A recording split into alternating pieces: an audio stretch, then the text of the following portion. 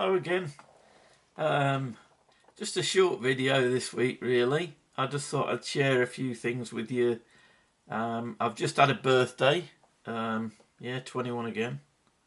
I wish.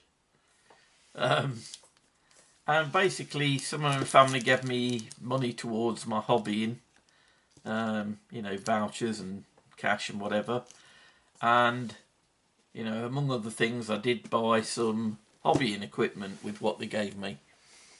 So I've got a few Vallejo colours, uniform colours, obviously with what I've got in mind for this, and just to top up my collection.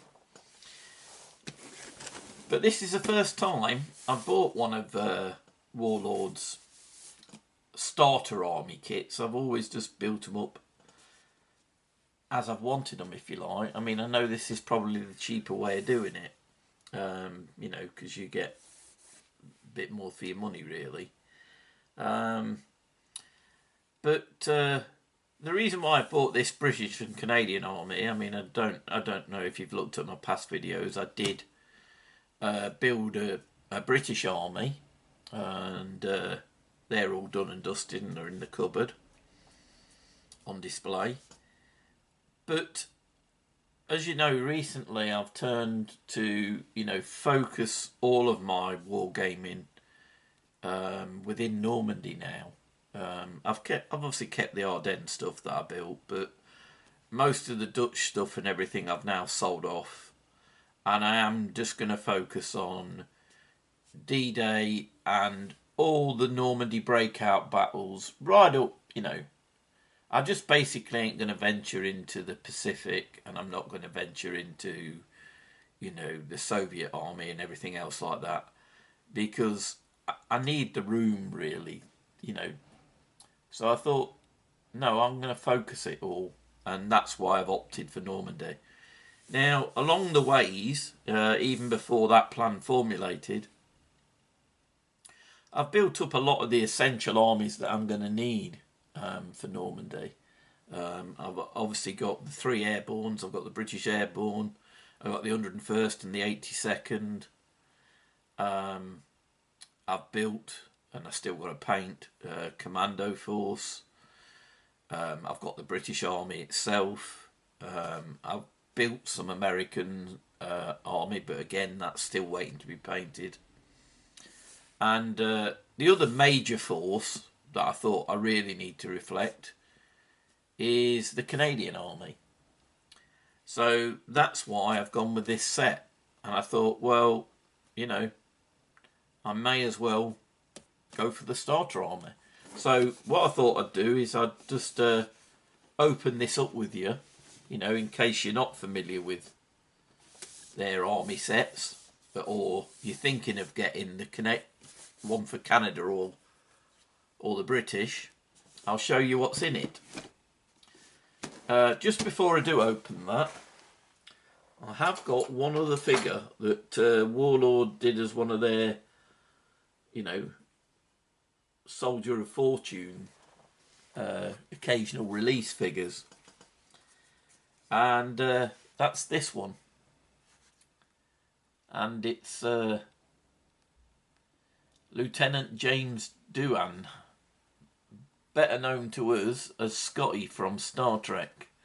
I thought, I can't resist that. He's going to have to be one of my platoon leaders. And to be honest, you know, I like to think that I've read around the war and everything, but I didn't realise that he'd served on D-Day, or that he'd, you know, been such a character during the war. So yeah, I thought, no, I'll have you. You'll be good. So he's the additional buy from my birthday money that I got. So I'll just share that with you. Right, let's get this opened up and see what we've got in it. As you heard me mention, you know, I've still got my commandos to paint up. Still got my American army to paint up. I've still got that small Rangers force to paint up. So I've got my work cut out, so it might be a little while before you see these appear on the channel. You know, it could even be next year now, I suppose, given the amount of stuff that I've got on. But yeah, I thought, why not? I'll get them, and in theory, these could be the last big army that I build. You know, because then I'll just be adding to it and tweaking it thereafter. So, what we got in there? First thing is a Bren carrier. Ideal for the Canadian Army. I love these little things. I've already got a couple of them in the British Army, and I also built one for my British Airborne. So that's that.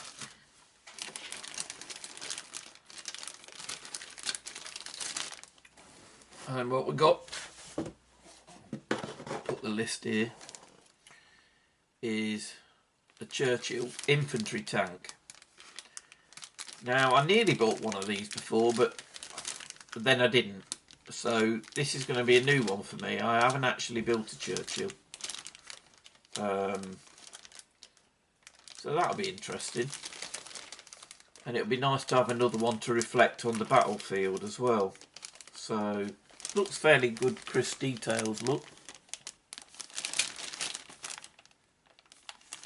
I mean, it should be relatively simple to build, but I am hoping to put a bit of an instruction thing in here.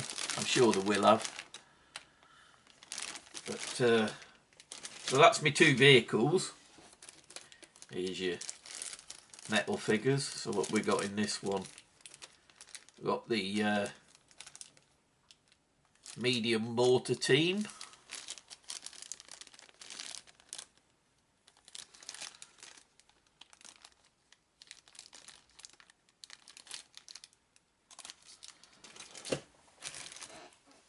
Oh, I've got another one of these. Oh, I didn't realise. Got a 6-pounder anti-tank gun team. That'll be good. I think I have got one with my Airborne, but I didn't get one for my British, so it'd be good to have one in the Canadian Army.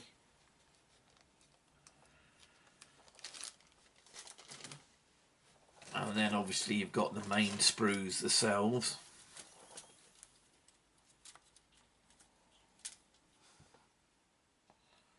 So you've got 1, 2, 3, 4, 5, 6 sprues. How many you got on each one? 1, 2, 3, 4, 5, 6. Yeah, 6 sprues of 6. So you've got plenty of figures to be going at.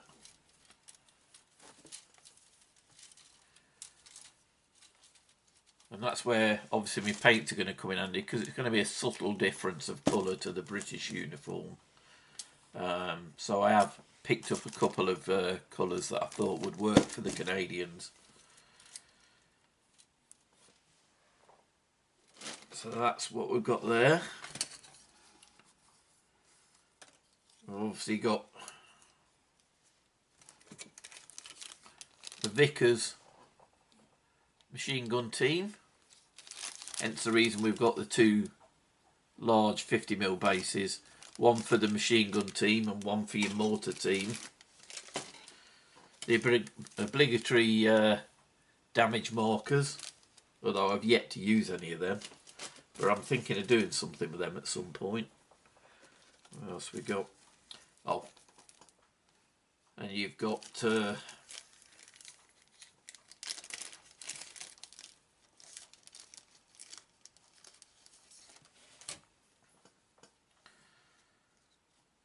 cards for each of the Churchill tank, the universal carrier.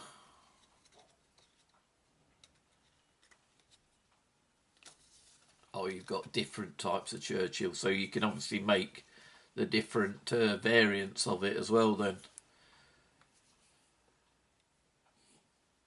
I wonder if these are up to date or affected by the new rules. Time will tell. And then you've got the the transfers for the vehicles and the soldiers.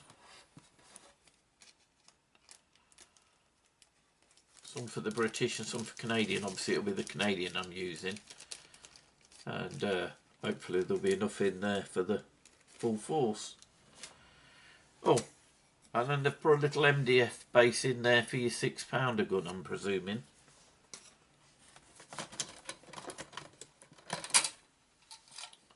.25mm bases for all your soldiers. Here we go, look.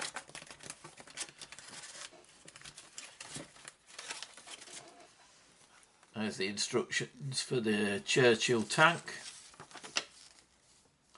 and the different variants. I have to look into that and see which variant would suit me best.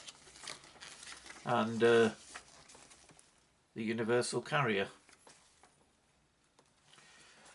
And then the normal sheet for the soldiers with the painting guide and parts list. Do find these really useful though.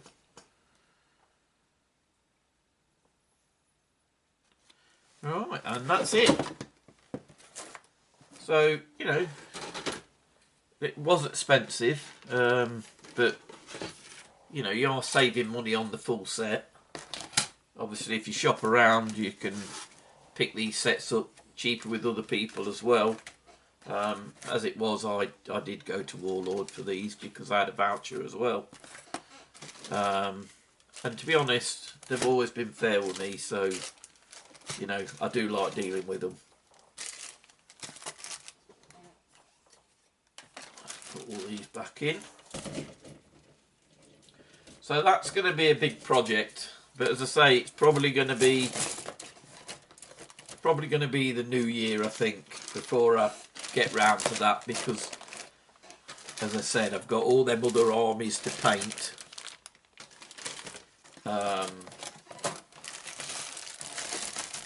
The Americans and the commandos.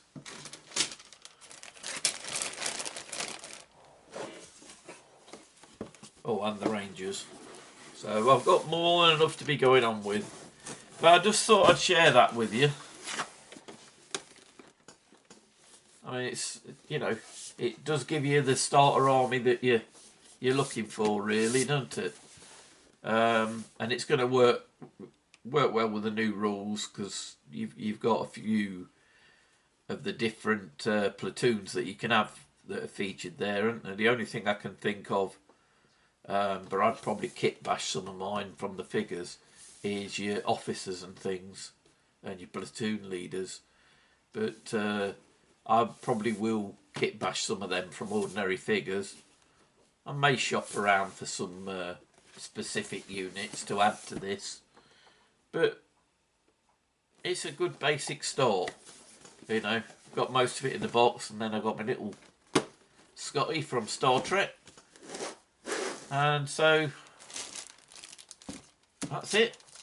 So I hope that's been interesting if you're considering getting this British Canadian set, and just thought I'd share with you my goodies from my birthday.